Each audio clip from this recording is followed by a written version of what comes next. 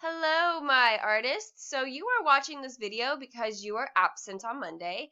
And so this is essentially how we're going to pull together the way we drew hands and going over the elements of art and just putting it all together. So now it'll all make sense to you. So of course, since you were absent, this does not pertain to you, right? You're not going to come in and pick up your stuff on the counter because you weren't here. But this does pertain to you, and I'm going to explain why we aren't doing any more warm-ups. So you're not going to have any more warm-ups for the rest of the year. You don't need your folders, and we'll talk about all that in a second. But because of testing coming up, we are going to have such a crazy schedule that there is no point in having any warm-ups, because what'll happen is that sometimes 7th graders who would normally be in the class won't be in the class because they'll be testing, or vice versa with the 6th graders. And because of the schedules being completely off, I'll have 7th graders coming in while 6th graders have already been in class for half the class period. Bell will ring, 6th graders will leave, but those 7th graders will stay.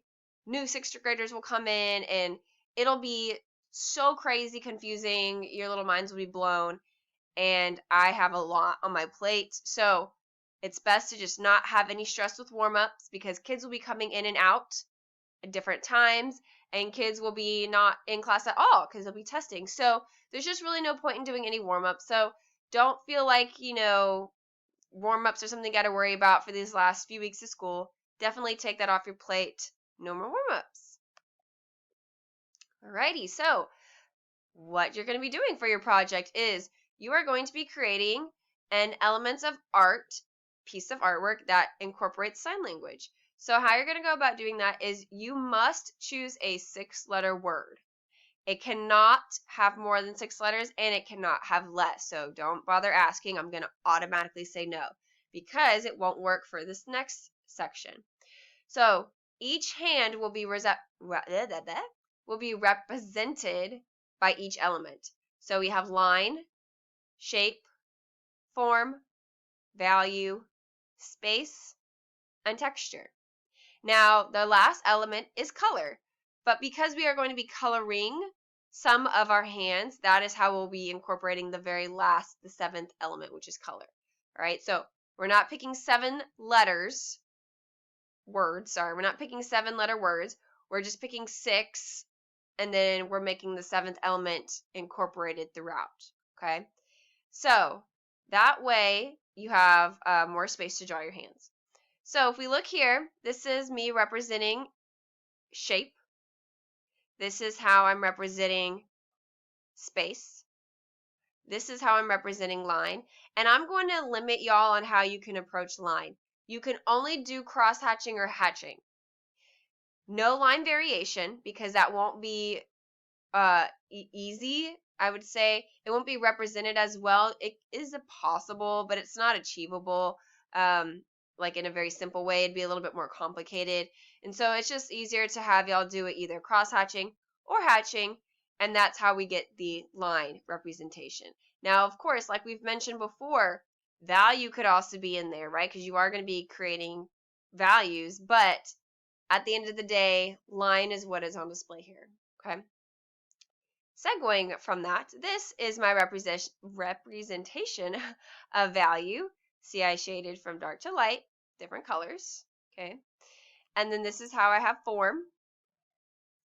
And then we've done texture hands before, and so this will just kind of be a refresher. And so this is how, like I said, your project will essentially look. So this is my example. This is my first name. So when I originally taught this lesson, this is what my students created years ago.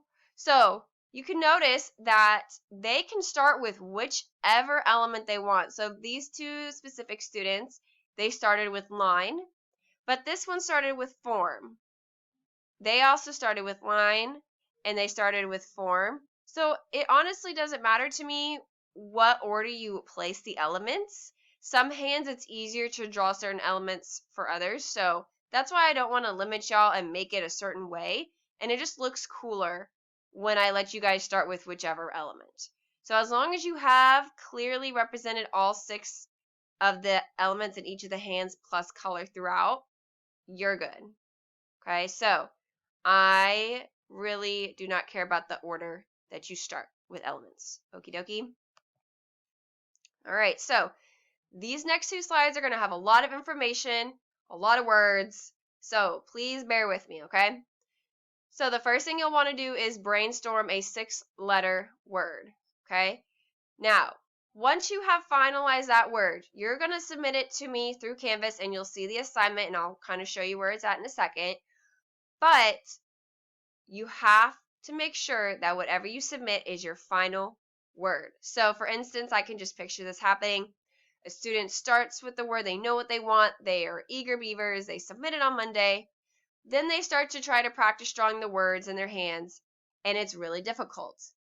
Once you have submitted your word onto Canvas, you are not allowed to change it. So that's why I'm giving you till Wednesday to truly figure out what word you want to do. Because a lot of people who have 6-letter names are going to be like, oh my gosh, I'm going to do my name, and then submit it. But then when they start to realize, oh my gosh, I can't do my name, this letter is really hard, whatever the reason. Too bad, so sad. The reason is because this will help time manage. That way I don't have people constantly wanting to start over, and then it's like Friday, and they still don't have their word, and they've wasted a whole week. This is a way to get y'all to stay on track with deadlines, especially since it's our last project. I don't have any more time to give y'all. So you have to make sure that whatever you're submitting is exactly what you're going to be doing. Because what will happen is when I'm grading, I'm going to look at the word that you submitted on Canvas, and I'm going to look at your project, and they need to match up. So if, you're doing the word better, right? But then you change it and you do Ashley.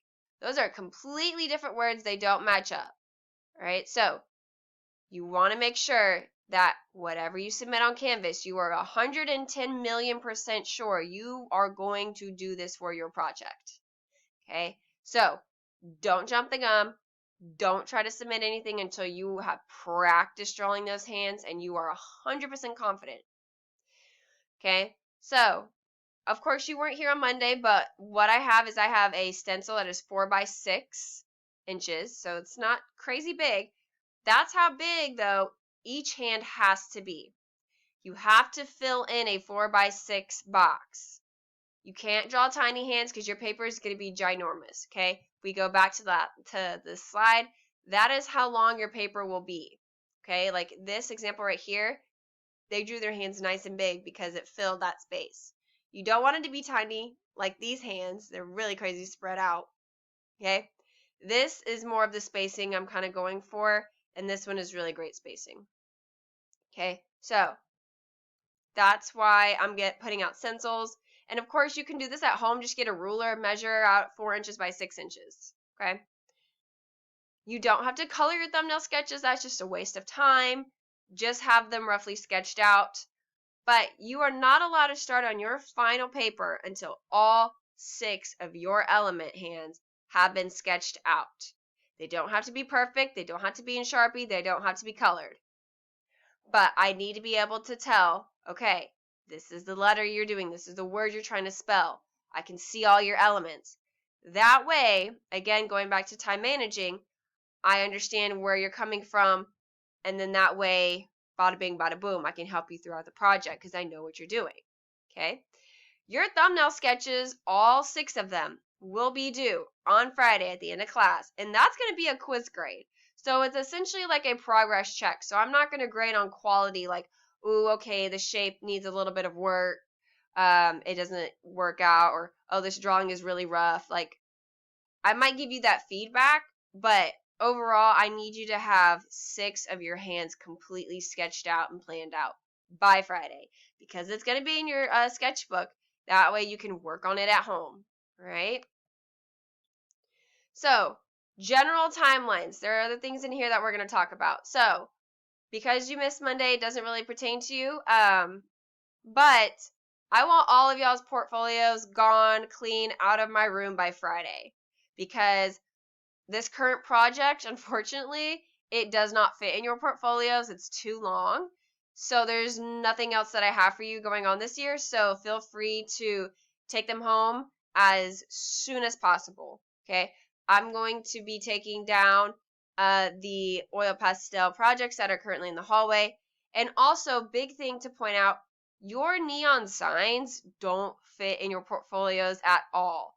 So again, that is something you need to arrange pickup wise if you take a bike or even a bus and it's harder for you to get that really big thing home.